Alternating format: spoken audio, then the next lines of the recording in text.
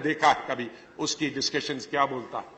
आपने कहा उनकी इंक्वायरी करेंगे, करिए, लेकिन उनकी भी इंक्वायरी करिए जो कहते हैं इनका गर्दन लाओ, सर लाओ और 50 लाख इनाम देंगे। हैं? ये एक तरफा इंक्वायरी कैसे चलती है? यही तो फिर कश्मीर बन जाता है, यही तो न्याय देने में आप असफल हो जाते हैं।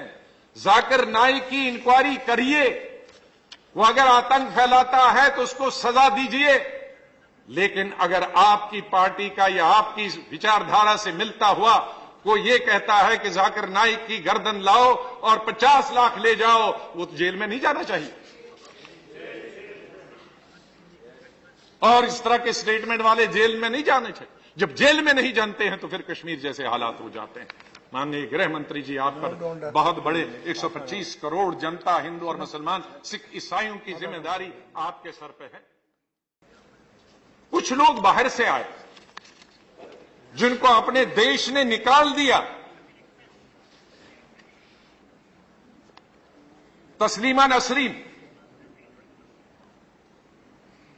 बांग्लादेश से निकाल दिया इस्लाम के खिलाफ लिखने के लिए, कुरान के खिलाफ लिखने के लिए। हमने शरण दे दी ह्यूमैनिटेरियन ग्राउंड पे, हमने दी, लेकिन आज टेलीविजन बहस में क्या बोलती, वही पेट्रोल लेके आ जाती है और डालती।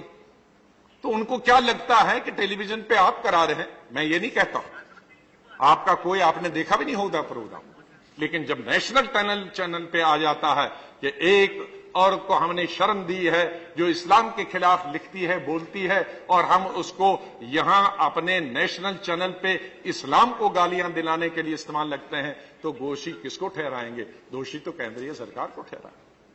सर, दूसरा एक तारिक फतेह पाकिस्तानी ओरिजिन का, पाकिस्तान से उसको निकाल दिया जिस तरह से नसरीन को निकाल दिया इस्लाम के खिलाफ और कुरान की तौहीन करने के लिए। और ये कैनेडियन नेशनल है, वो भी देश में और हमारे चैनलों में पता नहीं कहां से आया, जाकिर नाइक पर बोलता है और दिन रात उगलता है जहर इस्लामी रिलीजियस बुक्स के बारे में और इस्लाम के बारे में। एक यूनुस अली है गौहर, अनदर फादर नेशनल, वो भी कहीं उसको मौका नहीं मिलता है, वो भी हमारे चैनल पे। वो गालियां मैं नहीं दूंगा, मैं आप दोनों को दिखा दूंगा, और अगर आप दोनों देखेंगे तो आप कहेंगे कि इसको तो अभी पकड़कर इस कॉन्टिनेंट से ही बाहर कर देना चाहिए। वो हमारे चैनल पे बोलता है, तो ये दोष आपको नहीं जाएगा, किसको जाएगा? ये तमाम दोष केंद्रीय सरकार को जाता है, या तो आपके जो पदाधिकारी हैं, ऑफिसर्स हैं, आपको वो चैनल्स देखते नहीं हैं, पे कंट्रोल क्यों नहीं करते हैं? तो मेरा एक विशेष किसी कंट्रोल के पेपर के खिलाफ तो बिल्कुल नहीं है, पेपर तो बड़ा सोच समझ के लिखते हैं, लेकिन ये जो चर्चा वाला रात का बन गया है, यही हमारी बर्बादी का एक दिन बाइस बनेगा, मैं आपको बताना चाहता हूं। और मेरा मानना है कि पाकिस्तान का वजूद, वेरी एग्जिस्टेंस, सब बीमारियों की जड़ है।